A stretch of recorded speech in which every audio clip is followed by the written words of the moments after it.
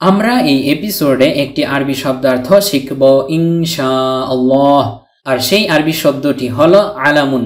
আলামুন একটি পতাকা। আলামুন একটি পতাকা। আলামুন একটি পতাকা।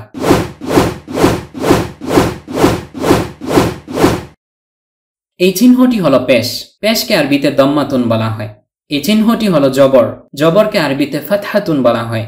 এই চিহ্নটি হলো জের। জেরকে আরবিতে কাসরাতুন বলা হয়। এই হলো আলামুন শব্দটি। এই শব্দটির শেষ বর্ণ মিম হরফের উপরে দুইটি দম্মাতুন রয়েছে, যা তানউইনুনের একটি লিখিত আকার। যেহেতু নুন সাকিনকে তানউইনুন বলা হয়, সেহেতু আলামুন শব্দটির মূল রূপ হলো আলামুন। আইন যোগ ফাতহাতুন সমান সমান আ। কেননা বাংলায় ফাতহাতুন সাধারণত আকারের উচ্চারণ দিয়ে থাকে।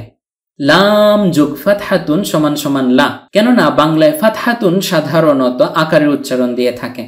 মিম যোগ দম্মাতুন সমান সমান মু। কেননা বাংলায় দম্মাতুন সাধারণত রস্ব উকারের উচ্চারণ দিয়ে থাকে। নুন সাকিন হলো এটা, অর্থাৎ হলন্ত বা হসন্ত যুক্ত দন্তন্য বর্ণ। এই হলো আলামুন। যদিও নুন সাকিনকে তানউইনুন বলা হয়, কিন্তু লেখার সময় নুন সাকিনকে দুই দম্মাতুন, দুই ফাতহাতুন ও দুই কাসরাতুন আকারে লেখা হয়, তাই আলামুনে দুইটি দম্মাতুন হয়েছে। তানউইনুন ব্যতীত শুধু আলামের অর্থ হলো পতাকা, নিশান, ঝান্ডা, ব্যানার, কাপড়ের নকশা ইত্যাদি।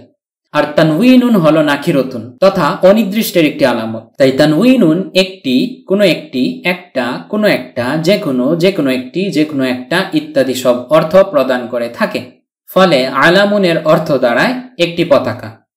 অনেক সময় আমরা আলাম বলে থেমে যাই, শুধু আলাম উচ্চারণ করে মুখস্থও করে থাকি, অর্থাৎ ওয়াকফ করে ফেলি, মানে শেষের তানউইনুনটি উচ্চারণ করি না। কিন্তু আশা করি এখন থেকে আমরা এর পরিপূর্ণ উচ্চারণ করার প্রয়োজনীয়তা খুব ভালোভাবে অনুভব করতে পারবো। আর আমরা এই আলামুন শব্দটির সাথে তেমন একটা পরিচিত না হলেও বিষয়টিকে সহজ করতে একটি পার্থক্য লক্ষ্য করো। এই হলো দুইটি শব্দ, ইলমুন ও আলামুন। এখানেও আইন লাম মিম, আবার এখানেও আইন লাম মিম। ইলমুন অর্থ জ্ঞান, এলেম, ইলম, যার আইন হরফে কাসরতুন তথা জের, লাম হরফে সুকুনুন তথা কোনো হরকত নেই, মিম হরফে তানউইনুন। আর আলামুন অর্থ পতাকা, যার আইন হরফে ফাতহাতুন তথা জবর, লাম হরফে ফাতহাতুন তথা জবর, মিম হরফে তানউইনুন। উভয় ইসিমে একই হরফ, কিন্তু হারাকাতুন ভিন্ন। আশা করি আমরা পার্থক্যটি বুঝতে পেরেছি। আরবি ভাষায় তিন ধরনের শব্দ রয়েছে, ইসমুন, ফিআলুন, হারফুন। এই তিনটির মধ্য থেকে আলামুন শব্দটি হলো ইসমুন। আলামুন শব্দটির ইসমুন হওয়ার একটি আলামত হলো এর শেষে বিদ্যমান তানউইনুনটি। কেননা তানউইনুন যেমন নাকিরতুন হওয়ার আলামত, ঠিক তেমনি তানউইনুন ইসমুন হওয়ারও আলামত।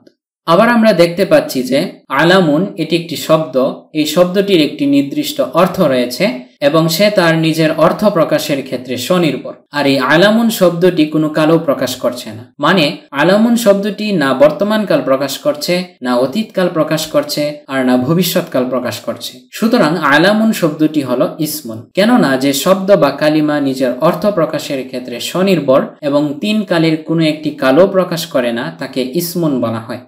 এই হলো আলামুন শব্দটি নিয়ে মোটামুটি আলোচনা। আশা করি আমরা এই বিষয়গুলো বুঝতে পেরেছি। লিল্লাহিল হামদ, আমরা এপিসোডটি শেষ করতে পেরেছি। ডেসক্রিপশনে থাকা লিঙ্কে ক্লিক করে এখনই এই পিডিএফটির একটি কপি সংগ্রহ করুন। ডেসক্রিপশনে থাকা লিঙ্কে ক্লিক করে এখনই এই পিডিএফটির একটি কপি সংগ্রহ করুন।